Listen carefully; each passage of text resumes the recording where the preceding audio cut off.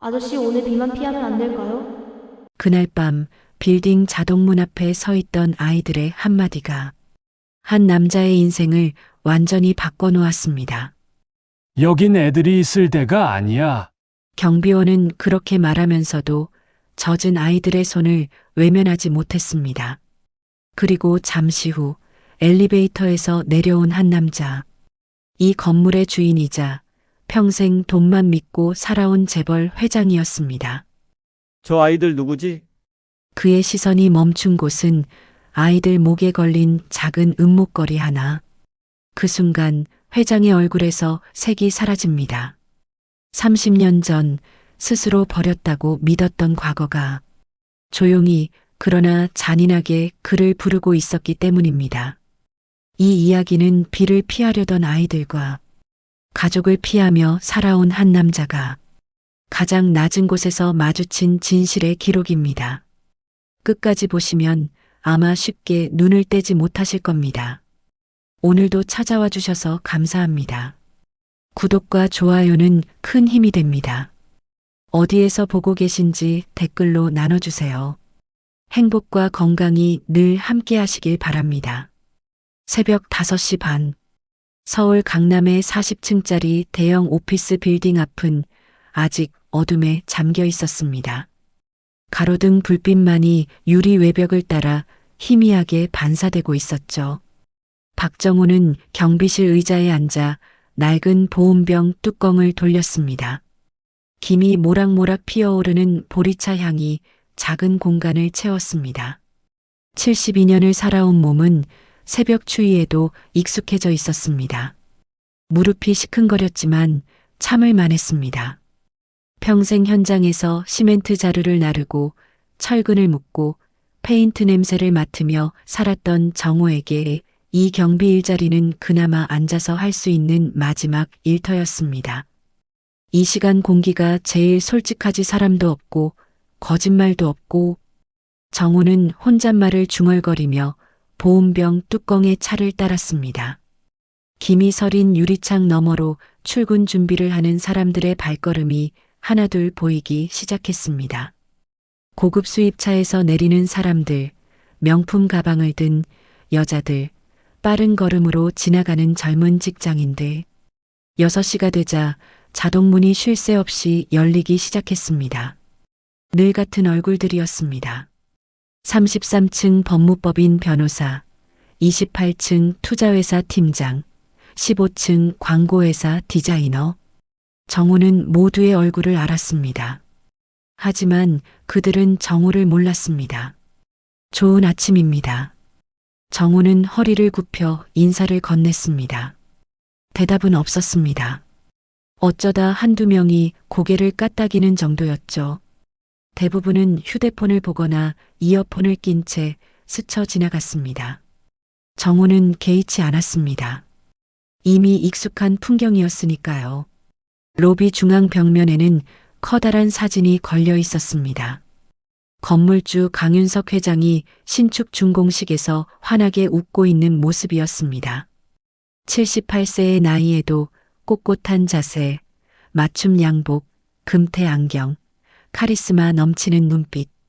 정호와 고작 6살 차이밖에 나지 않지만 살아온 세상은 완전히 달랐습니다. 저 사람은 꼭 저 위에서만 사는 사람 같아 땅 한 번 밟아본 적 있을까? 정호는 속으로 중얼거리며 시선을 돌렸습니다. 부러운 건 아니었습니다. 그저 신기할 뿐이었죠. 같은 시대를 살았어도 누군가는 빌딩을 소유하고 누군가는 그 빌딩 로비를 지키며 살아가는 것이 말입니다. 오전 9시쯤 한 중년 여성이 들어왔습니다. 12층 회계법인 직원이었습니다. 경비 아저씨, 택배 왔나요? 아, 네. 잠시만요. 정호는 경비실 안선반을 뒤졌습니다. 여러 개의 택배 상자가 쌓여 있었습니다. 허리를 굽혀 하나씩 확인하며 이름을 찾았습니다. 여기 있습니다. 감사합니다. 여성은 상자를 받아들고 돌아섰습니다. 감사합니다라는 말을 들은 게 오늘 처음이었습니다. 정우는 작게 미소 지었습니다. 점심시간이 되자 로비는 다시 붐볐습니다. 근처 식당으로 가는 사람들, 편의점에서 도시락을 사오는 사람들. 정우는 경비실 안에서 김밥 한 줄을 꺼냈습니다. 편의점에서 1,500원에 산 것이었습니다. 물에 말아먹으니 목으로 잘 넘어갔습니다. 라디오에서는 뉴스가 흘러나왔습니다. 요즘 노인 빈곤율이 40%를 넘어섰습니다. 특히 혼자 사는 남성 노인의 경우. 정우는 라디오를 껐습니다. 들을 필요 없었습니다. 자기 얘기니까요. 오후 2시쯤 한 젊은 남자가 경비실 앞에 멈춰 섰습니다. 여기 화장실 어디 있어요?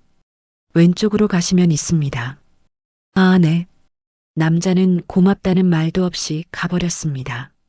정우는 또 개의치 않았습니다. 오후 5시, 정우는 경비실 청소를 시작했습니다. 작은 빗자루로 바닥을 쓸고 걸레로 책상을 닦았습니다. 경비실 구석에는 낡은 가방이 하나 놓여 있었습니다.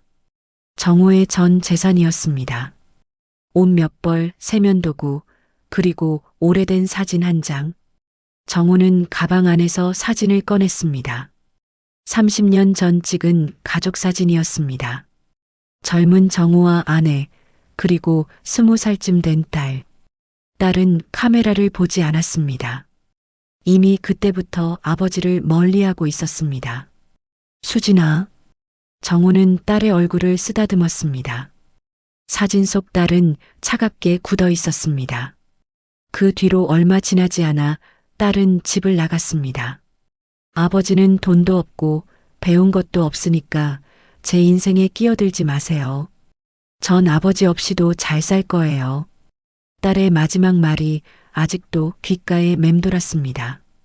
정우는 아무 말도 하지 못했습니다. 딸의 말이 틀리지 않았으니까요.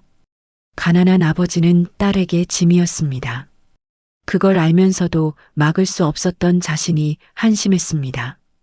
아내는 그 뒤로 5년을 더 살다가 병으로 세상을 떠났습니다. 딸은 장례식에도 오지 않았습니다. 정우는 그때부터 혼자였습니다. 내가 뭘 잘못한 걸까? 정우는 사진을 다시 가방 안에 넣었습니다. 이제는 익숙한 외로움이었습니다. 오후 6시, 퇴근 시간. 아침과 똑같은 풍경이 반대로 흘러갔습니다.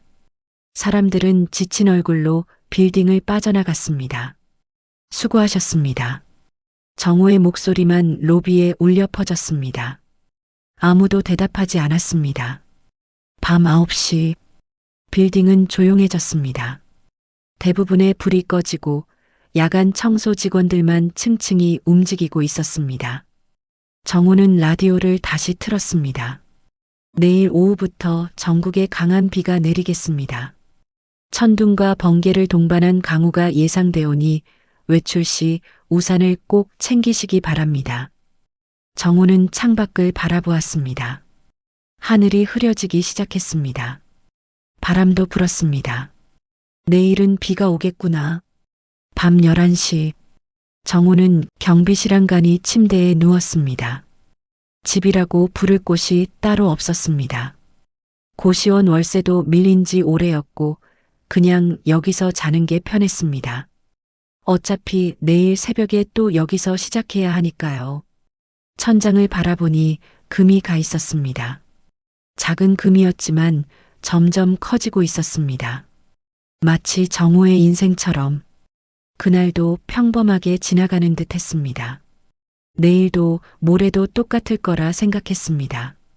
하지만 정우는 몰랐습니다. 내일 밤 빗속에서 나타날 작은 그림자들이 모든 걸 바꿔놓을 거라는 사실을요. 정우는 눈을 감았습니다. 라디오 소리가 점점 작아졌습니다. 빌딩은 고요했습니다. 40층 꼭대기 회장실에는 불이 켜져 있었지만 정우는 알지 못했습니다. 다음 날 오후 예보대로 하늘이 어두워지기 시작했습니다. 먹구름이 빌딩을 덮었고 바람이 거세게 불기 시작했습니다. 정우는 경비실 창문을 닫았습니다. 곧 비가 쏟아질 것 같았습니다. 우산을 챙기지 않은 사람들이 로비에서 발을 동동 구르며 택시를 기다렸습니다. 오후 4시 첫 빗방울이 떨어졌습니다. 처음에는 조용했지만 금방 거센 소나기로 변했습니다. 유리창을 때리는 빗소리가 점점 커졌습니다. 와, 진짜 세게 오네. 한 젊은 직장인이 중얼거리며 로비를 빠져나갔습니다. 우산을 받쳐들었지만 금방 흠뻑 젖었습니다. 정우는 창밖을 바라보았습니다. 하늘이 무너지는 것 같았습니다. 오후 6시 퇴근 시간이었지만 많은 사람들이 로비에 머물렀습니다. 비가 너무 세게 내렸기 때문입니다. 정우는 로비 바닥에 떨어진 물을 닦았습니다. 사람들이 우산에서 흘린 빗물이 여기저기 고여 있었습니다. 조심하세요. 미끄러우니까요. 정우의 말에 한 여성이 고개를 끄덕였습니다. 그래도 대답은 없었습니다. 오후 9시 빌딩이 조용해졌습니다. 비는 여전히 쏟아지고 있었습니다. 천둥 소리가 멀리서 들려왔습니다. 정우는 경비실로 돌아와 라디오를 틀었습니다. 현재 서울 전역에 호우주의보가 발령되었습니다. 시간당 50mm 이상의 강우량이 예상되오니 정우는 라디오 소리를 줄였습니다. 창밖은 점점 더 어두워졌습니다. 가로등 불빛도 비에 가려 희미했습니다. 밤 10시 정우는 간이 침대에 앉아 보리차를 마셨습니다. 따뜻한 차가 목을 타고 내려갔습니다. 밖에서는 천둥이 더 크게 울렸습니다. 번개가 번쩍이며 로비를 밝혔습니다. 오늘은 잠이 안 오겠네. 정우는 혼잣말을 중얼거렸습니다. 비 오는 날이면 늘 잠이 오지 않았습니다. 옛날 현장에서 일할 때 비가 오면 일을 쉬어야 했고, 그럼 그날 일당이 없었습니다. 비는 정우에게 늘 불안한 기억이었습니다. 밤 11시 정우는 경비실 의자에 기대 앉았습니다. 눈을 감으려는 순간 자동문 쪽에서 소리가 들렸습니다. 똑똑똑. 누군가 유리문을 두드리는 소리였습니다. 정우는 눈을 떴습니다. 자동문 센서는 꺼져 있었습니다. 밤 10시 이후에는 자동으로 작동하지 않았습니다. 정우는 천천히 일어나 문 쪽으로 걸어갔습니다. 유리문 너머로 작은 그림자 둘이 보였습니다. 비에 흠뻑 젖은 아이들이었습니다. 아저씨, 가느다란 목소리가 들렸습니다. 정우는 깜짝 놀라 문을 열었습니다. 응? 이 시간에 애들이 웬일이야? 2명의 여자아이가 서 있었습니다. 10살쯤 되어 보였습니다. 쌍둥이였습니다. 얼굴이 똑같았습니다. 머리카락은 비에 젖어 축 늘어져 있었고 얇은 티셔츠와 반바지는 물에 흠뻑 젖어 있었습니다. 운동화에서는 물이 뚝뚝 떨어졌습니다. 한 아이가 떨리는 목소리로 말했습니다. 오늘만요. 비만 좀 피하면 안 될까요? 정우는 아이들을 바라보았습니다. 입술이 파래져 있었습니다. 온몸이 부들부들 떨리고 있었습니다. 정우는 주변을 둘러보았습니다. CCTV가 로비 구석구석을 비추고 있었습니다. 벽면에는 회장 사진이 걸려 있었습니다. 원래 애들은 여기에 있으면 안 되는데. 정우는 말끝을 흐렸습니다. 규칙은 분명했습니다. 건물 관계자가 아닌 사람은 밤 10시 이후 출입 금지. 특히 아이들은 절대 안 됩니다. 만약 들키면 정우는 해고될 수 있었습니다. 하지만 아이들의 눈을 보니 차마 내칠 수가 없었습니다. 간절함이 담긴 눈빛이었습니다. 정우는 한숨을 쉬었습니다. 들어와. 의자 옆에만 있어. 소리 내지 말고. 아이들이 고개를 깊이 숙였습니다. 감사합니다. 두 아이는 조심스럽게 경비실 안으로 들어왔습니다. 발걸음마다 물이 뚝뚝 떨어졌습니다. 정우는 바닥에 신문지를 깔았습니다. 여기 서 있어. 옷 좀 짜야겠다. 정우는 경비실 구석에서 수건을 꺼냈습니다. 낡았지만 깨끗한 수건이었습니다. 아이들에게 건넸습니다. 이걸로 몸 좀 닦아. 고맙습니다. 아이들은 수건으로 머리를 닦기 시작했습니다. 정우는 작은 히터를 켰습니다. 따뜻한 바람이 나오기 시작했습니다. 정우는 아이들을 자세히 보았습니다. 얼굴은 똑같았지만 머리 길이가 조금 달랐습니다. 한 아이는 단발이었고 다른 아이는 어깨까지 내려오는 머리였습니다. 너희 이름이 뭐야? 단발머리 아이가 대답했습니다. 저는 강아린이에요. 긴 머리 아이가 이어서 말했습니다. 저는 강하윤이에요. 하린이랑 하윤이구나. 너희 부모님은 이 시간에 왜 혼자 돌아다녀? 아이들이 동시에 고개를 숙였습니다. 대답이 없었습니다. 정우는 더 묻지 않았습니다. 무언가 사정이 있는 것 같았습니다. 정우는 보온병에서 따뜻한 보리차를 컵에 따랐습니다.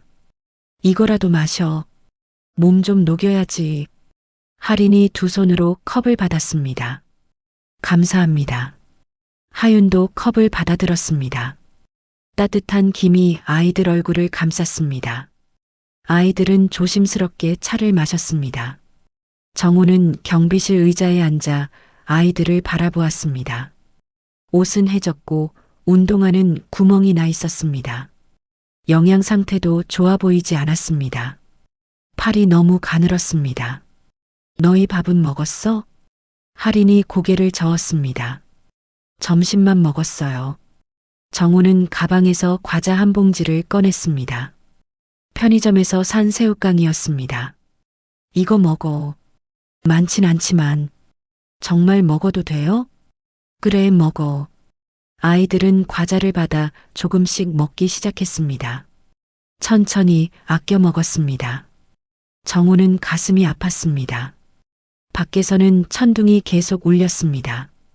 번개가 번쩍일 때마다 하윤이 몸을 움츠렸습니다. 무서워? 조금요. 정우는 라디오를 켰습니다. 조용한 음악이 흘러나왔습니다. 천둥 소리가 조금 가려졌습니다. 여기서 좀 쉬어. 비 그치면 가야 해. 알았지? 네, 고맙습니다. 정우는 경비실 창문을 통해 로비를 확인했습니다. CCTV가 이쪽을 향하고 있었습니다. 내일 아침 보안팀이 확인하면 들킬 것입니다. 하지만 지금은 상관없었습니다. 일단 이 아이들을 비에서 피하게 해주는 게 먼저였습니다. 하린이 목을 만지작거렸습니다. 얇은 목걸이가 걸려 있었습니다. 은빛이었습니다. 작은 하트 모양 펜던트가 달려 있었습니다. 하윤도 똑같은 목걸이를 하고 있었습니다. 정우는 목걸이를 보았습니다. 아이들 옷에 비하면 너무 고급스러워 보였습니다. 그 목걸이 예쁘네. 하린이 목걸이를 쓰다듬었습니다. 엄마가 주신 거예요. 엄마가? 하윤이 조용히 말했습니다. 엄마는 하늘에 계세요. 정우는 아무 말도 하지 못했습니다.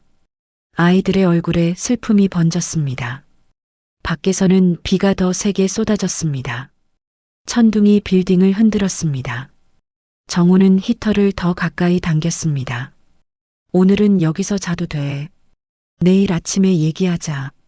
정말요? 그래. 아이들이 처음으로 작게 웃었습니다. 정우도 따라 웃었습니다. 그날 밤 경비실에는 세 사람이 있었습니다. 빗소리만이 고요함을 깼습니다. 40층 위 회장실에는 여전히 불이 켜져 있었습니다. 3챕터 마이너스 경비실의 긴 밤. 새벽 1시.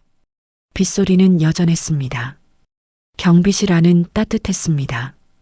작은 히터가 열심히 돌아가고 있었습니다. 하린과 하윤은 경비실 구석 의자에 나란히 앉아 있었습니다. 옷은 거의 말랐지만 머리카락은 아직 축축했습니다. 정우는 간이 침대에 앉아 아이들을 바라보았습니다. 너희 자야 하는 거 아니야? 피곤하지? 하린이 고개를 저었습니다. 아니요, 괜찮아요. 하윤이 조용히 말했습니다. 천둥 소리 때문에 잠이 안 와요. 정우는 라디오 볼륨을 조금 더 높였습니다. 잔잔한 음악이 경비실을 채웠습니다. 천둥 소리가 조금 가려졌습니다. 아저씨는 여기서 계속 혼자 계세요? 할인의 질문에 정우는 잠시 망설였습니다. 아이들에게 뭐라고 설명해야 할까요? 72살 노인이 집도 없이 경비실에서 산다는 게 부끄러웠습니다. 응나 같은 사람은 집이 따로 없거든. 왜요? 글쎄 돈이 없어서. 하윤이 고개를 끄덕였습니다. 우리도 돈이 없어요. 정우는 가슴이 먹먹해졌습니다. 10살짜리 아이 입에서 나온 말이라고는 믿기지 않았습니다. 너희는 지금 어디서 자? 할인이 작게 대답했습니다. 보호시설이요. 보호시설? 내 엄마 돌아가시고 거기로 갔어요. 정우는 말문이 막혔습니다. 보호시설? 그곳이 어떤 곳인지 정우도 알았습니다. 텔레비전에서 본 적이 있었습니다. 부모 없는 아이들이 모여 사는 곳.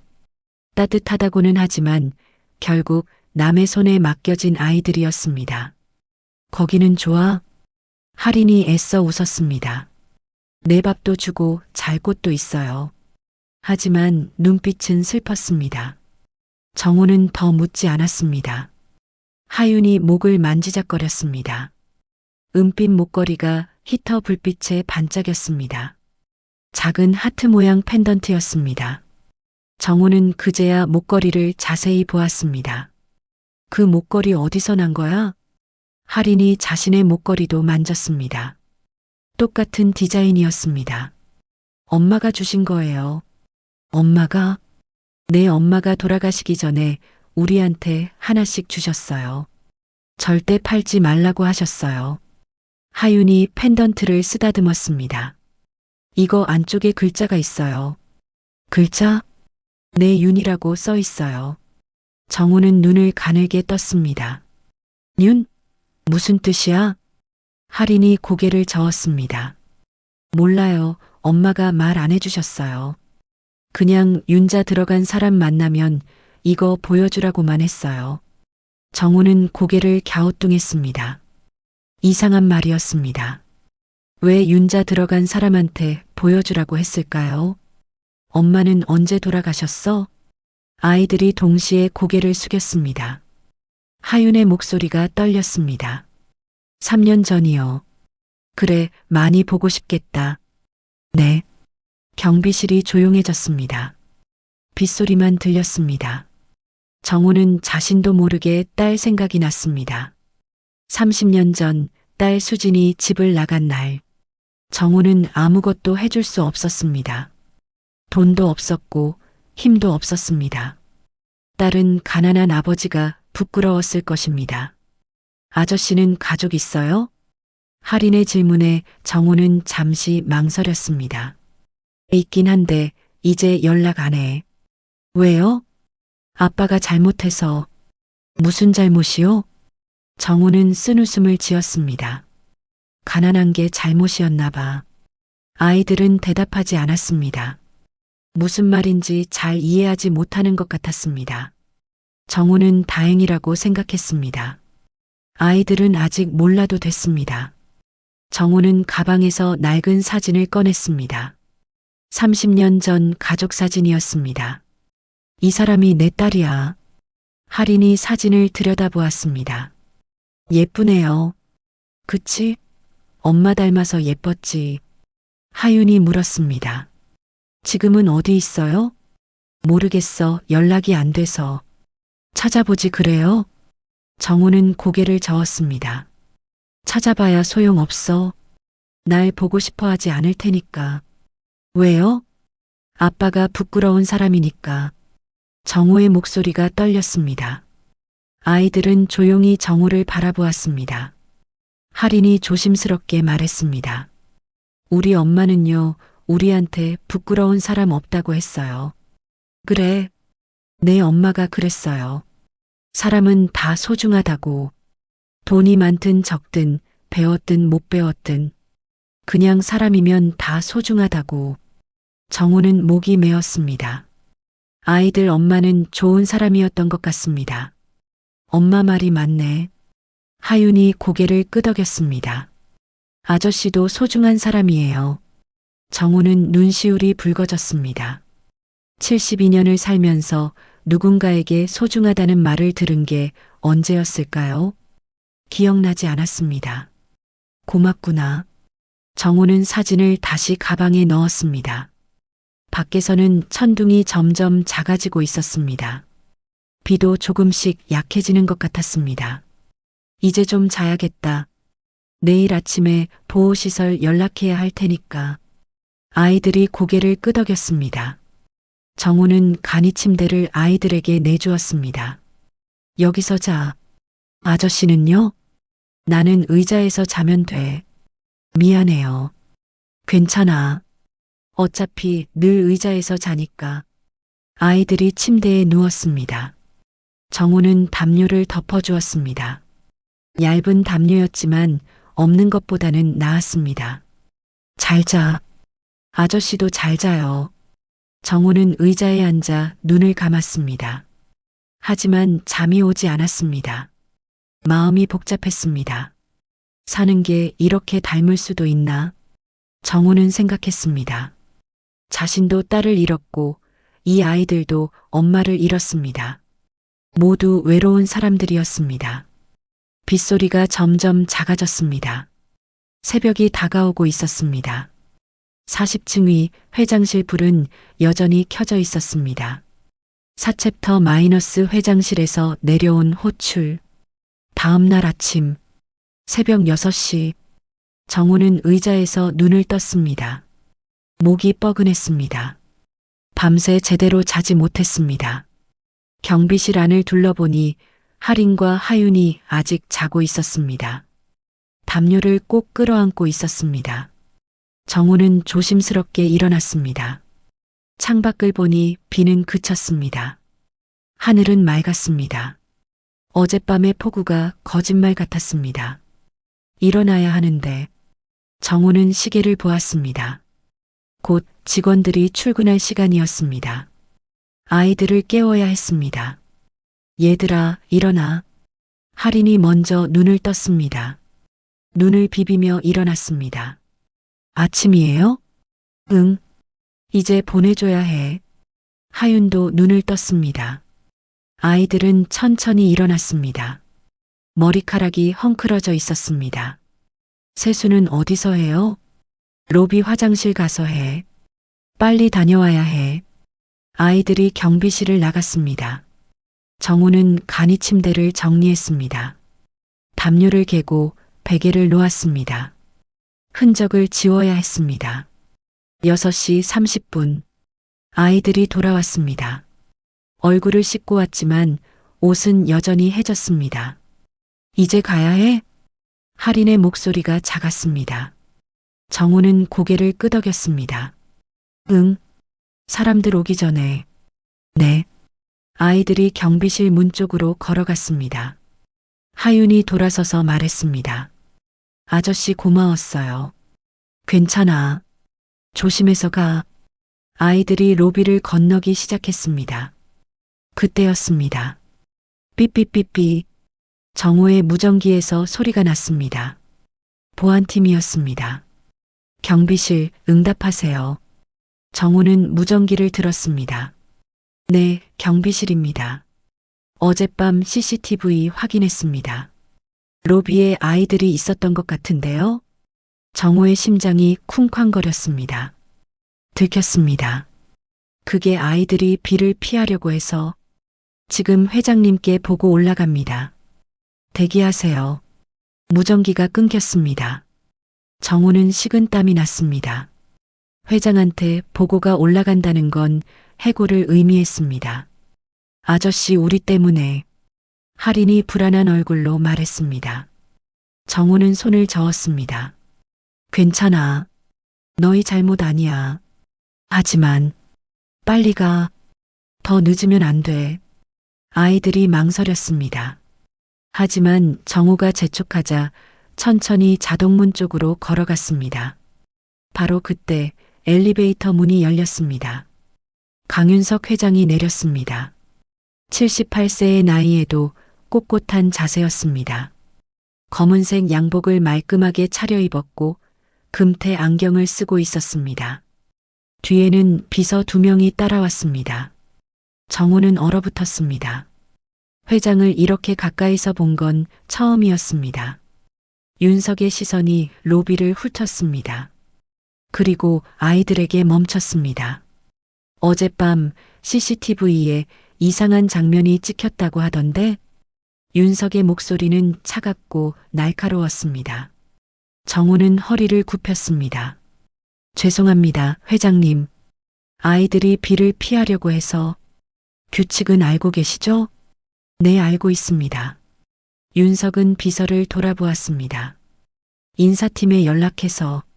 말을 끝내기 전에 윤석의 시선이 다시 아이들에게 향했습니다. 정확히는 아이들 목에 걸린 목걸이에 향했습니다. 은빛 하트 모양 펜던트. 윤석의 얼굴이 굳었습니다. 눈이 커졌습니다. 입술이 떨렸습니다. 잠깐. 윤석은 아이들 쪽으로 걸어갔습니다. 비서들이 당황한 표정으로 따라갔습니다. 저기 너희. 윤석은 목소리를 낮췄습니다. 떨리는 목소리였습니다. 그 목걸이 어디서 났니? 할인이 겁먹은 표정으로 뒤로 물러섰습니다. 하윤이 언니 뒤에 숨었습니다. 정우가 앞으로 나섰습니다. 회장님, 애들이 무서워합니다. 윤석은 정우를 쳐다보지도 않았습니다. 오직 목걸이만 보고 있었습니다. 저 목걸이 분명히. 윤석은 한 걸음 더 다가갔습니다. 할인이 목걸이를 움켜쥐었습니다. 엄마가 주신 거예요. 엄마. 윤석의 목소리가 더 떨렸습니다. 너희 엄마 이름이 뭐니? 하윤이 작게 대답했습니다. 오미숙이요. 순간 윤석이 비틀거렸습니다. 비서가 재빨리 부축했습니다. 회장님, 괜찮으십니까? 윤석은 대답하지 않았습니다. 창백한 얼굴로 아이들을 바라보았습니다. 미숙이가 너희 엄마? 네, 근데 지금은 하늘에 계세요. 윤석의 다리에 힘이 풀렸습니다. 비서 2명이 간신히 붙잡았습니다. 회장님, 정신 차리십시오. 정우는 상황을 이해할 수 없었습니다. 왜 회장이 저렇게 놀라는 걸까요? 아이들 엄마를 아는 걸까요? 윤석은 가까스로 정신을 차렸습니다. 떨리는 손으로 안경을 고쳐 썼습니다. 목걸이를 자세히 봐도 되겠니? 할인이 망설였습니다. 하지만 윤석의 간절한 눈빛에 고개를 끄덕였습니다. 윤석은 무릎을 꿇었습니다. 비서들이 깜짝 놀랐습니다. 회장님 무슨. 윤석은 아랑곳하지 않았습니다. 할인의 목걸이 펜던트를 조심스럽게 들었습니다. 뒷면을 확인했습니다. 작은 글씨가 새겨져 있었습니다. 윤에게. 윤석의 손이 심하게 떨렸습니다. 하윤의 목걸이도 확인했습니다. 똑같이 새겨져 있었습니다. 윤에게. 윤석은 그 자리에 주저앉았습니다. 얼굴을 2 손으로 감쌌습니다. 미수가 미안해. 비서들이 황급히 윤석을 일으켰습니다. 회장님, 진정하십시오. 회장실로 올라가시죠. 윤석은 고개를 저었습니다. 아니야. 윤석은 아이들을 다시 보았습니다. 눈에 눈물이 고였습니다. 너희가 미숙이 딸들이구나. 정우는 놀라서 입을 벌렸습니다. 회장이 아이들 엄마를 알고 있었습니다. 아니, 그냥 아는 게 아니었습니다. 뭔가 깊은 관계가 있었던 것 같았습니다. 윤석은 비틀거리며 일어났습니다. 회장실로 올라가야겠어. 정호 씨, 아이들을 절대 보내지 마세요. 네, 제발 부탁입니다. 윤석은 엘리베이터로 향했습니다. 비서들이 부축했습니다. 엘리베이터 문이 닫히기 전 윤석은 아이들을 한 번 더 보았습니다. 눈물이 볼을 타고 흘러내렸습니다. 문이 닫혔습니다. 로비는 다시 조용해졌습니다. 정호는 멍하니 서 있었습니다. 무슨 일이 벌어진 걸까요? 할인이 작게 물었습니다. 아저씨, 저 사람 누구예요? 정호는 대답할 수 없었습니다. 40층 위에서는 무슨 일이 벌어지고 있었습니다. 회장실 40층. 윤석은 비틀거리며 들어왔습니다. 비서들이 부축했지만 윤석은 손을 뿌리쳤습니다. 나가 있으세요. 하지만 회장님 상태가. 나가라고. 윤석의 목소리가 떨렸습니다. 비서들은 어쩔 수 없이 문을 닫고 나갔습니다. 혼자 남은 윤석은 책상에 손을 짚었습니다. 다리에 힘이 없었습니다. 천천히 의자에 앉았습니다. 미숙이가 죽었다고? 윤석은 두 손으로 얼굴을 감쌌습니다. 믿을 수 없었습니다. 오미숙. 40년 전 윤석이 사랑했던 단 한 사람. 윤석은 책상 서랍을 열었습니다. 제일 깊숙한 곳에 작은 나무 상자가 있었습니다. 먼지가 쌓여 있었습니다. 40년 동안 한 번도 열지 않은 상자였습니다. 손이 떨렸습니다. 윤석은 상자를 꺼냈습니다. 천천히 뚜껑을 열었습니다. 낡은 사진 한 장이 들어 있었습니다. 젊은 시절의 윤석과 한 여자. 대학교 캠퍼스 벤치에 앉아 있었습니다. 여자는 환하게 웃고 있었습니다. 윤석도 웃고 있었습니다. 진심으로 행복했던 얼굴이었습니다. 미수가. 윤석은 사진을 쓰다듬었습니다. 사진 속 여자 오미숙은 22살이었습니다. 윤석보다 4살 어렸습니다. 대학교 도서관에서 처음 만났습니다. 윤석은 눈을 감았습니다. 기억이 떠올랐습니다.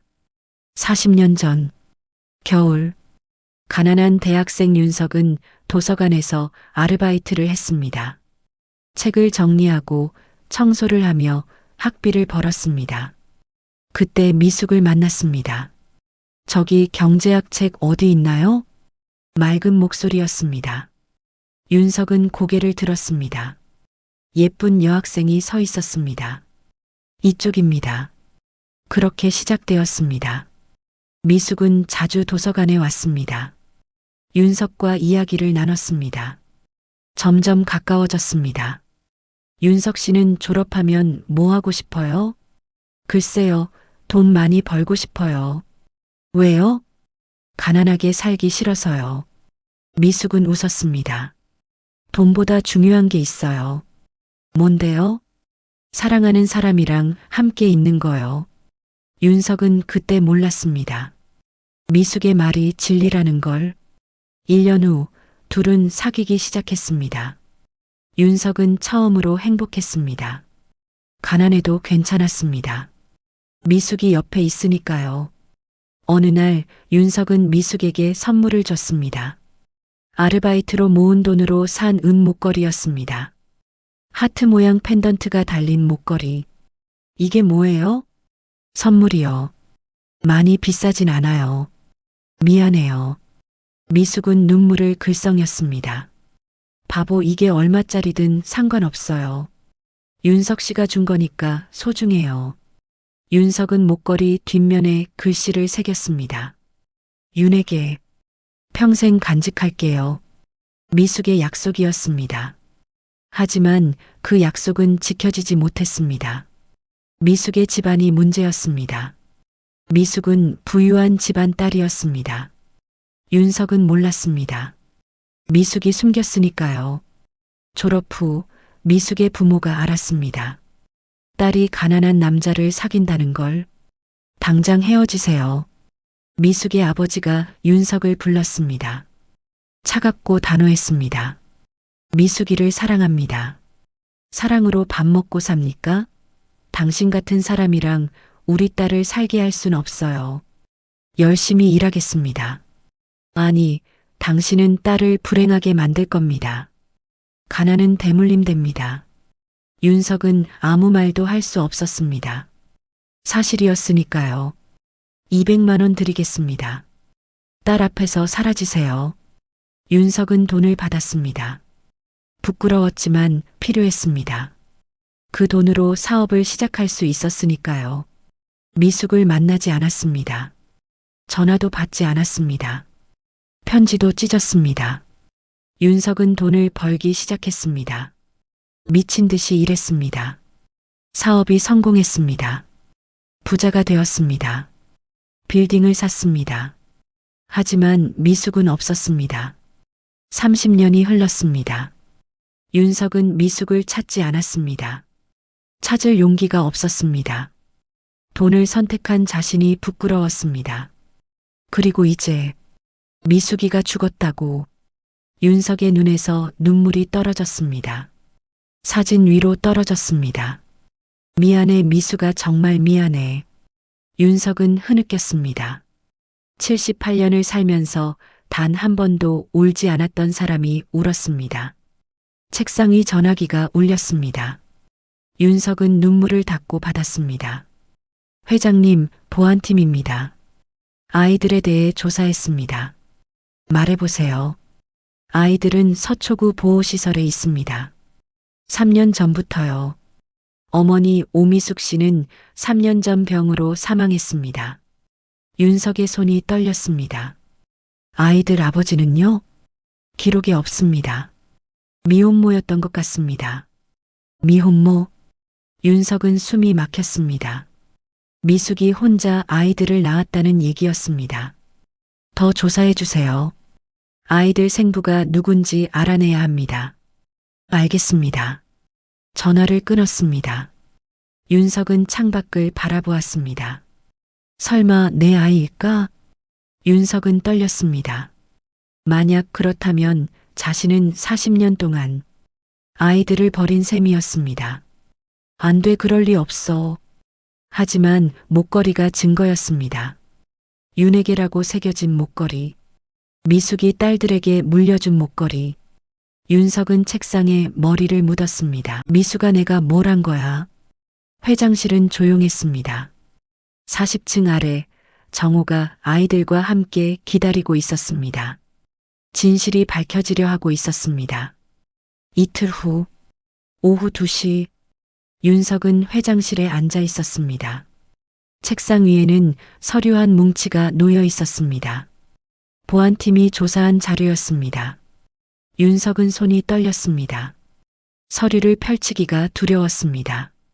하지만 알아야 했습니다. 천천히 첫 장을 넘겼습니다. 오미숙, 출생 1973년 3월 15일. 윤석이 알던 미숙이 맞았습니다. 사망 2022년 4월 20일 사인 간암 말기. 3년 전 윤석은 그때 무얼 하고 있었을까요? 회의를 하고 있었을까요? 골프를 치고 있었을까요? 미숙이 죽어가는 동안 윤석은 아무것도 몰랐습니다.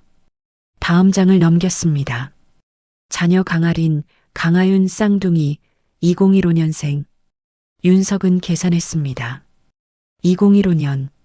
지금부터 10년 전. 미숙은 52살의 아이들을 낳았습니다. 생부 미상. 윤석의 가슴이 철렁했습니다. 생부가 누군지 기록이 없었습니다. 다음 장에는 미숙의 삶이 적혀 있었습니다. 1995년 대학 졸업 후 취직 실패. 윤석과 헤어진 해였습니다. 1995년부터 2015년까지 다양한 아르바이트 및 일용직 근무. 25년. 미숙은 25년 동안 불안정한 일을 하며 살았습니다. 2015년 쌍둥이 출산. 미혼모로 등록.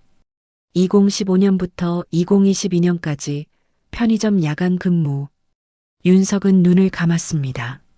미숙이 혼자 아이들을 키우며 밤에 일했다는 얘기였습니다.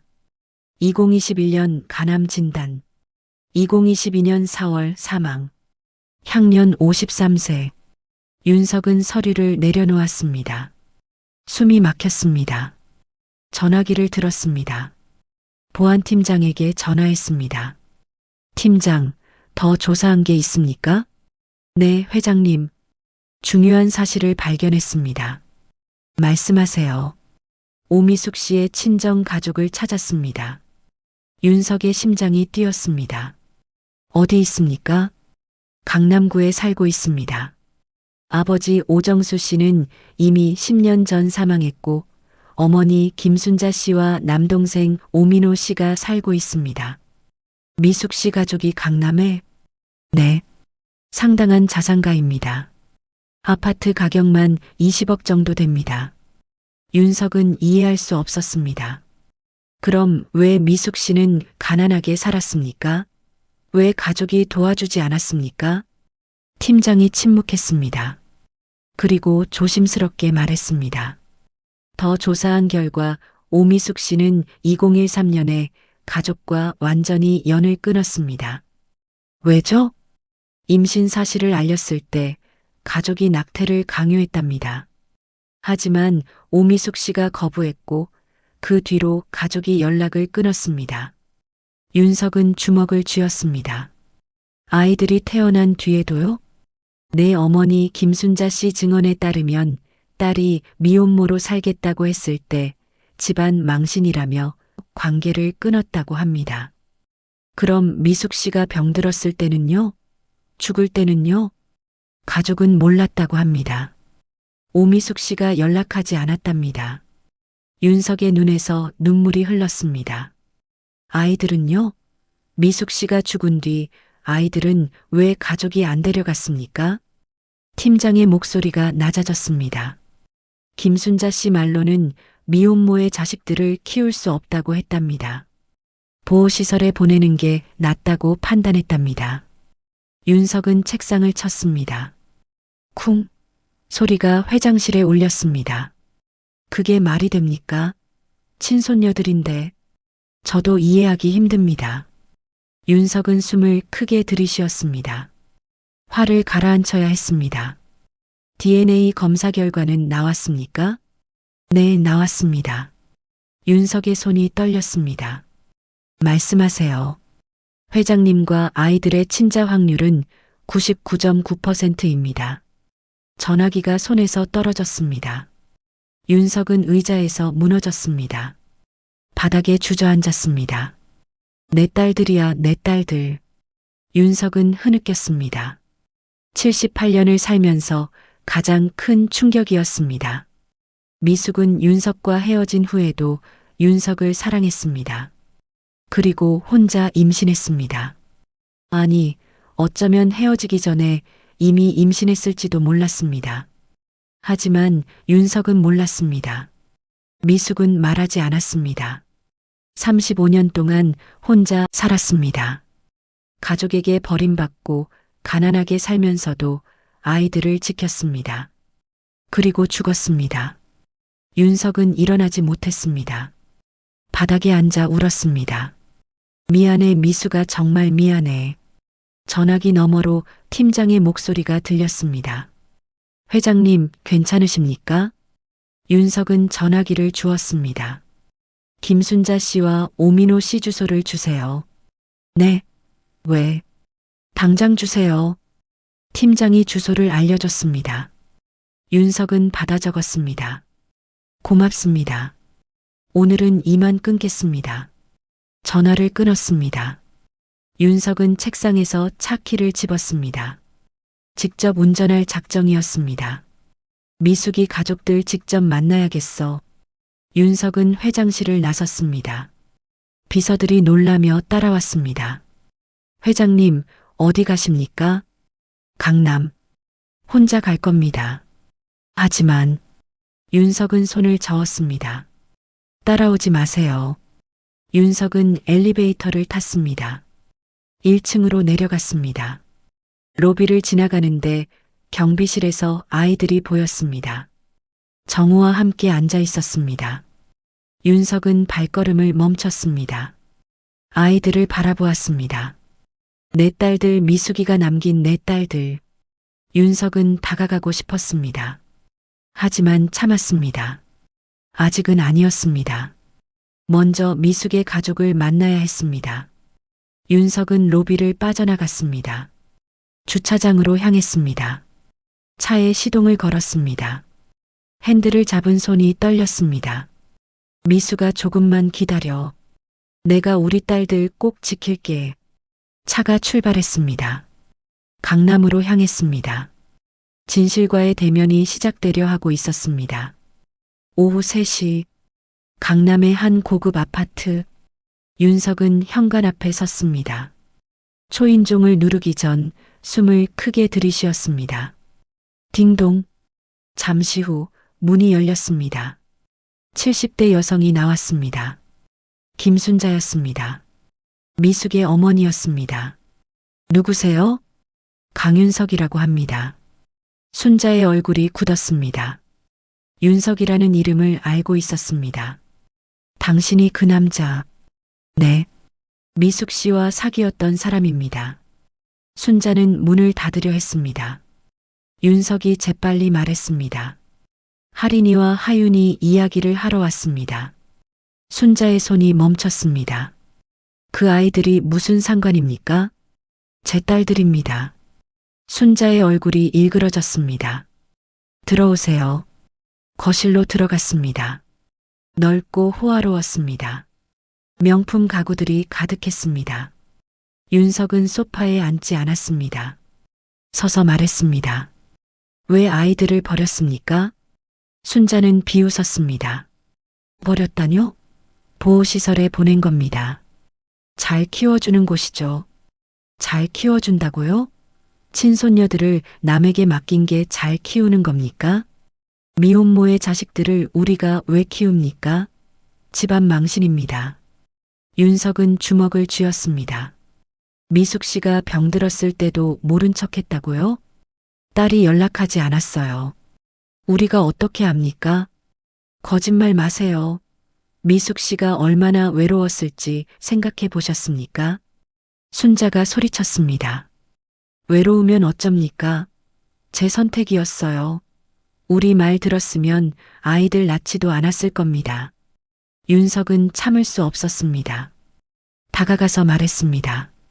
미숙 씨는 당신 딸입니다. 어떻게 그렇게 차갑게 대할 수 있습니까? 당신이 뭘 압니까? 당신이 돈 받고 도망갔잖아요. 윤석은 할 말이 없었습니다. 사실이었으니까요. 순자가 계속 말했습니다. 당신도 책임 안 졌잖아요. 이제 와서 무슨 면목으로 여기 왔습니까? 윤석은 고개를 숙였습니다. 죄송합니다. 제가 잘못했습니다. 죄송하면 뭐합니까? 미숙이는 이미 죽었는데. 윤석의 눈에서 눈물이 떨어졌습니다. 하지만 아이들은 살아 있습니다. 제가 책임지겠습니다. 마음대로 하세요. 우리랑은 상관없으니까. 윤석은 더 이상 말하지 않았습니다. 이곳에 있을 이유가 없었습니다. 실례하겠습니다. 윤석은 아파트를 나왔습니다.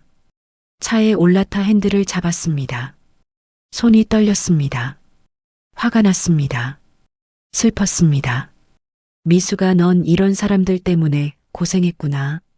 윤석은 시동을 걸었습니다. 빌딩으로 돌아가야 했습니다. 오후 5시 빌딩 로비. 윤석은 차에서 내렸습니다. 로비로 들어갔습니다. 직원들이 놀라며 인사했지만 윤석은 대답하지 않았습니다. 경비실 쪽으로 걸어갔습니다. 정우와 아이들이 보였습니다. 아이들은 경비실 의자에 앉아 있었고 정우는 보리차를 따라주고 있었습니다. 윤석은 멈춰 섰습니다. 심호흡을 했습니다. 천천히 경비실로 걸어갔습니다. 정우가 깜짝 놀라 일어났습니다. 회장님. 윤석은 손을 저었습니다. 앉아 계세요. 아이들이 불안한 표정으로 윤석을 보았습니다. 윤석은 아이들 앞에 섰습니다. 그리고 무릎을 꿇었습니다. 정우가 황급히 말했습니다. 회장님, 안 됩니다. 괜찮습니다. 윤석은 바닥에 무릎을 꿇었습니다. 78년을 살면서 누군가 앞에 무릎 꿇은 적이 없었습니다. 하지만 지금은 달랐습니다. 하린과 하윤이 눈을 크게 떴습니다. 윤석은 떨리는 목소리로 말했습니다. 미안하다, 너무 늦어서. 아이들은 무슨 말인지 몰랐습니다. 하린이 조심스럽게 물었습니다. 아저씨 왜 그러세요? 윤석의 눈에서 눈물이 흘렀습니다. 나는 너희 할아버지야. 경비실이 조용해졌습니다. 하윤이 작게 물었습니다. 할아버지요? 그래, 너희 엄마 오미숙 내가 사랑했던 사람이었어. 아이들의 눈이 커졌습니다. 윤석은 계속 말했습니다. 나는 너희 엄마를 버렸어. 돈 때문에. 그리고 너희가 태어난 것도 몰랐어. 너희 엄마가 혼자 고생한 것도 몰랐어. 목이 메었습니다. 너희 엄마가 죽은 것도 몰랐어. 정말 미안하구나. 윤석은 얼굴을 두 손으로 감쌌습니다. 흐느꼈습니다. 정우는 조용히 고개를 숙였습니다. 가슴이 아팠습니다. 할인이 떨리는 목소리로 물었습니다. 그럼 아저씨가 우리 진짜 할아버지예요? 윤석은 고개를 끄덕였습니다. 그래, 미안해. 할아버지가 너무 늦게 찾았어. 하윤의 눈에도 눈물이 고였습니다. 엄마가 할아버지 얘기 안 해줬어요. 엄마는 할아버지가 나쁜 사람이라고 생각했을 거야. 맞아. 할아버지는 나쁜 사람이야. 윤석은 고개를 들었습니다. 아이들을 보았습니다. 하지만 이제는 달라질 거야. 할아버지가 너희를 지킬게. 약속할게. 할인이 조심스럽게 물었습니다. 정말요? 그래. 정말이야. 하윤이 목걸이를 만졌습니다. 엄마가 이걸 할아버지한테 보여주라고 했어요. 윤석은 목걸이를 보았습니다. 윤에게라고 새겨진 목걸이. 그래, 엄마가 너희한테 준 마지막 선물이구나. 윤석은 아이들을 껴안았습니다. 처음으로 손녀들을 안았습니다. 할아버지가 미안해, 정말 미안해. 아이들도 울었습니다. 윤석의 품에 안겨 울었습니다. 정우는 경비실 구석에 서서 눈물을 닦았습니다. 이 건물에서 제일 낮은 곳에서 진실이 나왔네. 정우는 생각했습니다. 회장실이 아니라 경비실에서 가족이 만났습니다. 윤석은 한참을 울었습니다. 78년 동안 꽁꽁 얼려뒀던 마음이 녹았습니다. 나는 돈만 지키다 사람을 잃었구나. 윤석은 중얼거렸습니다. 정우가 고개를 끄덕였습니다. 회장님, 이제라도 알게 되셔서 다행입니다. 윤석은 정우를 보았습니다. 정우 씨 고맙습니다. 아이들을 지켜주셔서. 아닙니다. 저도 외로운 사람이라 아이들 마음을 알았습니다. 두 노인은 서로를 바라보았습니다. 같은 시대를 살았지만 다른 삶을 산 두 사람. 하지만 지금은 같은 마음이었습니다. 빌딩 로비에 저녁 햇살이 들어왔습니다. 새로운 시작이 다가오고 있었습니다.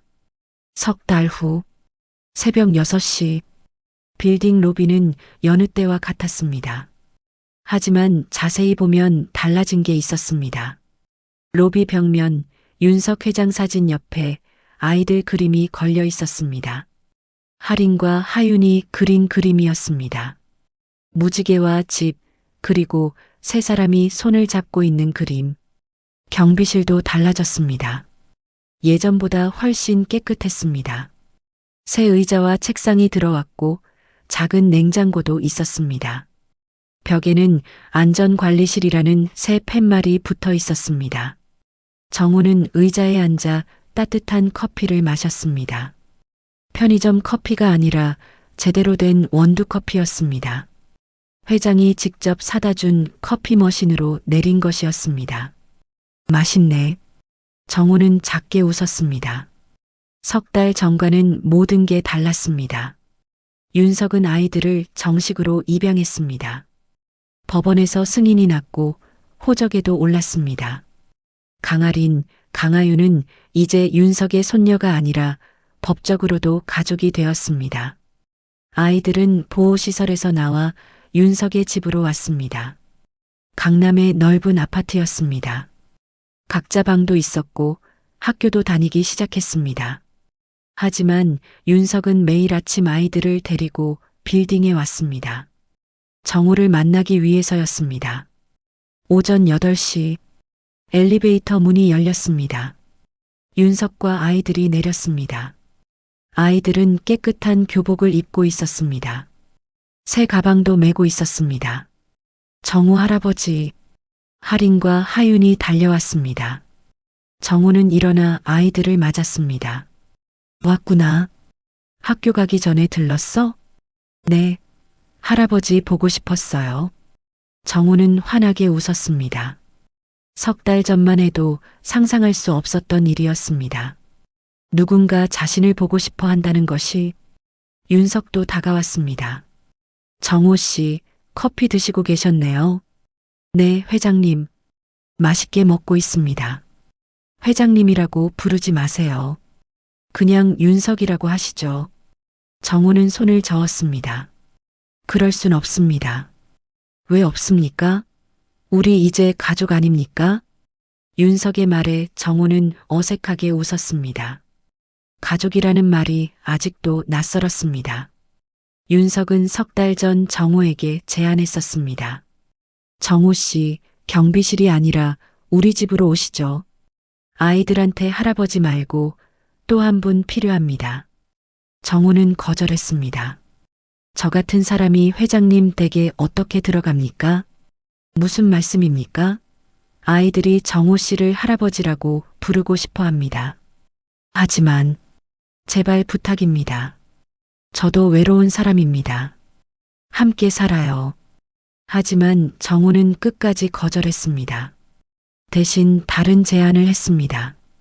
제가 계속 여기서 일하겠습니다. 대신 아이들이 자주 보러 오게 해주세요. 윤석은 고개를 끄덕였습니다. 알겠습니다. 그럼 최소한 월급은 올려드리겠습니다. 아닙니다. 그럴 필요 없습니다. 아니, 해야 합니다. 정우 씨는 우리 아이들 은인입니다. 결국 정우의 월급이 3배로 올랐습니다. 경비실도 새로 단장했습니다. 정우는 처음으로 여유 있는 생활을 하게 되었습니다. 하윤이 정우의 손을 잡았습니다. 할아버지, 오늘 학교에서 그림 그리기 대회 있어요. 그래, 잘하고 와. 할아버지 그림 그려도 돼요? 정우의 눈이 촉촉해졌습니다. 그럼 고맙구나. 할인이 가방에서 무언가를 꺼냈습니다. 작은 도시락이었습니다. 할아버지, 이거 드세요. 우리가 만들었어요. 너희가 만들었어? 네. 윤석 할아버지랑 같이요. 정우는 도시락을 받았습니다. 뚜껑을 열어보니 김밥이 들어 있었습니다. 삐뚤삐뚤했지만 정성이 가득했습니다. 고맙다, 맛있게 먹을게. 윤석이 웃으며 말했습니다. 아이들이 정우 씨 주고 싶다고 해서 새벽부터 만들었습니다. 감사합니다. 정우는 아이들을 안았습니다. 따뜻했습니다. 시계를 보니 8시 반이었습니다. 애들아, 학교 가야 하는 거 아니야? 맞다. 늦겠다. 아이들이 부랴부랴 일어났습니다. 윤석도 따라 일어났습니다. 그럼 저희는 학교 다녀오겠습니다. 잘 다녀오세요. 아이들이 손을 흔들며 로비를 나갔습니다. 윤석이 아이들 손을 잡고 걸어갔습니다. 예전 같으면 상상할 수 없는 모습이었습니다. 정우는 자리에 앉아 김밥을 하나 집어 먹었습니다. 맛있었습니다. 세상에서 가장 맛있는 김밥이었습니다. 오전 10시 택배 기사가 들어왔습니다. 경비 아저씨, 택배 왔어요. 네, 잠시만요. 정우는 서명을 했습니다. 기사가 고개를 끄덕이며 나갔습니다. 감사합니다. 기사의 인사에 정우도 웃으며 답했습니다. 수고하세요. 점심시간. 정우는 도시락을 다시 꺼냈습니다. 김밥을 먹으며 라디오를 들었습니다. 옛날 가요가 흘러나왔습니다. 사랑은 아무나 하나. 정우는 따라 불렀습니다. 예전과 똑같은 노래였지만 기분은 달랐습니다. 이제는 외롭지 않았습니다. 오후 3시 정우는 로비를 청소했습니다. 바닥을 닦고 유리창을 닦았습니다. 벽에 걸린 아이들 그림을 보며 웃었습니다. 예쁘게 그렸네. 오후 6시 퇴근 시간이었습니다. 사람들이 빌딩을 빠져나갔습니다. 수고하셨습니다. 정호의 인사에 몇몇이 대답했습니다. 수고하셨어요. 안녕히 가세요. 예전보다 훨씬 많은 사람들이 대답했습니다. 정호는 기분이 좋았습니다. 오후 7시 엘리베이터 문이 열렸습니다. 윤석과 아이들이 내렸습니다. 학교 끝나고 다시 온 것이었습니다. 정호 할아버지, 또 왔구나. 할인이 그림을 보여줬습니다. 할아버지, 저 상 받았어요. 그림에는 2명의 할아버지와 아이들이 그려져 있었습니다. 경비실 앞에서 웃고 있는 모습이었습니다. 잘했네. 정말 잘 그렸어. 윤석이 다가왔습니다. 정호 씨, 저녁 같이 드시죠. 근처 식당으로 갑시다. 아닙니다. 저는, 제발이요. 가족인데 같이 먹어야죠. 정호는 더 이상 거절할 수 없었습니다. 그럼 잠깐만 가겠습니다. 네 사람은 빌딩을 나갔습니다. 근처 한 식당으로 향했습니다. 저녁 식사는 따뜻했습니다. 아이들이 학교 이야기를 했고 윤석이 웃으며 들었습니다. 정호도 옛날 이야기를 들려줬습니다. 할아버지, 할머니는 안 계세요? 하윤의 질문에 정호는 잠시 망설였습니다. 할머니는 하늘나라에 계셔. 우리 엄마처럼요? 그래, 엄마처럼. 할인이 정호의 손을 잡았습니다. 괜찮아요. 우리가 있잖아요. 정호는 눈시울이 붉어졌습니다. 그래, 너희가 있지. 윤석도 미소 지었습니다. 저녁 식사 후 다시 빌딩으로 돌아왔습니다. 로비 앞에서 헤어졌습니다. 정호 씨, 내일 또 봐요. 네, 조심히 들어가세요. 아이들이 손을 흔들었습니다. 할아버지, 사랑해요. 정호는 손을 흔들며 답했습니다. 할아버지도 사랑한다. 차가 떠났습니다. 정호는 경비실로 돌아갔습니다. 밤 10시, 정호는 간이 침대에 누웠습니다. 천장을 바라보았습니다. 예전에 금은 여전히 있었지만 이제는 신경 쓰이지 않았습니다. 비를 피하려던 밤이 인생을 바꿔놨네. 정호는 중얼거렸습니다. 석 달 전 빗속에서 나타난 아이들. 그 아이들이 정호의 인생을 바꿨습니다. 빌딩 자동문 너머로 밤하늘이 보였습니다. 별이 반짝였습니다. 정호는 눈을 감았습니다. 편안한 잠이 찾아왔습니다. 40층 위 윤석도 잠자리에 들었습니다. 옆방에서는 아이들이 자고 있었습니다. 윤석은 미숙의 사진을 보았습니다. 미숙아, 우리 딸들 잘 키울게. 약속해. 윤석은 사진을 가슴에 안고 눈을 감았습니다. 새벽이 왔습니다. 빌딩의 아침은 달라졌습니다. 오늘 이야기가 어떠셨나요? 오늘 이야기가 마음에 와닿으셨다면 작은 공감 표시 한 번만 해주세요. 구독과 좋아요는 저희에게는 큰 힘이 됩니다. 알림 설정과 댓글도 어디에서 어떤 마음으로 보셨는지 댓글을 남겨주시면 앞으로 더 많은 감동과 반전의 드라마로 꼭 보답드리겠습니다. 끝까지 함께 해주셔서 진심으로 감사드립니다.